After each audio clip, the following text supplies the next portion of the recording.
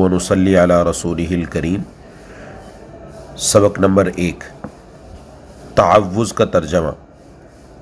اعوذ، میں پناہ مانگتا ہوں، باللہ، اللہ کی، من، سے، الشیطان، شیطان، الرجیم، مردود، میں پناہ مانگتا ہوں اللہ کی شیطان مردود سے، یعنی اعوذ باللہ من الشیطان الرجیم اور بسم اللہ الرحمن الرحیم پڑھیں۔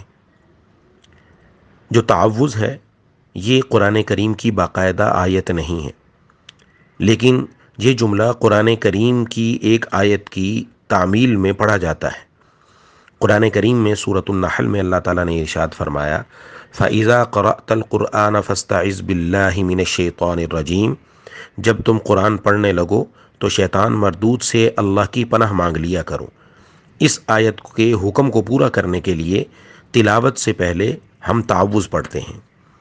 اور ایک دوسرا موقع ہے جس میں قرآن کریم نے وہاں بھی تعوذ کا حکم ارشاد فرمایا۔ سورۃ الاعراف میں فرمایا، وَإِمَّا يَنزَغَنَّكَ مِنَ الشَّيْطَانِ نَزْغٌ فَاسْتَعِذْ بِاللَّهِ إِنَّهُ سَمِيعٌ عَلِيمٌ، اگر کبھی شیطان کی طرف سے تمہیں کوئی وسوسہ آئے تو اللہ کی پناہ مانگ لو، یقیناً وہ ہر بات سننے والا اور ہر چیز جاننے والا ہے۔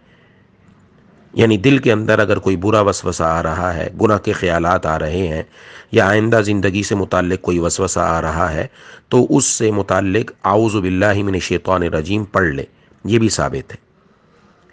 دوسری بات یہ ہے کہ قرآن کریم کی تلاوت سے پہلے یہ تعوذ کیوں پڑھا جا رہا ہے؟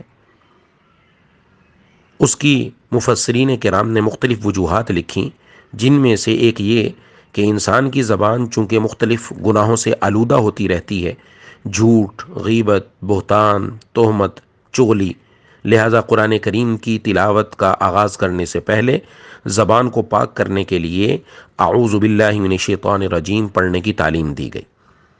اور دوسرا یہ کہ چونکہ شیطان انسان کا سب سے بڑا دشمن ہے، تو جب انسان قرآن کریم کی تلاوت کرنے لگے یا اسے سمجھنے کی کوشش کرنے لگے، تاکہ یہ قرآن کی تلاوت، یہ قرآن کا سمجھنا خالص اللہ کی رضا کے لیے ہو اور اس کے اندر کوئی اور مقصد نہ آئے، کہیں شیطان دل میں کوئی ایسی بات نہ ڈال دے جو قرآن کریم کی تلاوت کے ادب، قرآن کریم کی عظمت کے منافی ہو، تو اس لیے اس سے پہلے انسان تعوذ پڑھ لے تاکہ بندہ شیطان مردود سے اللہ کی پناہ میں آ جائے۔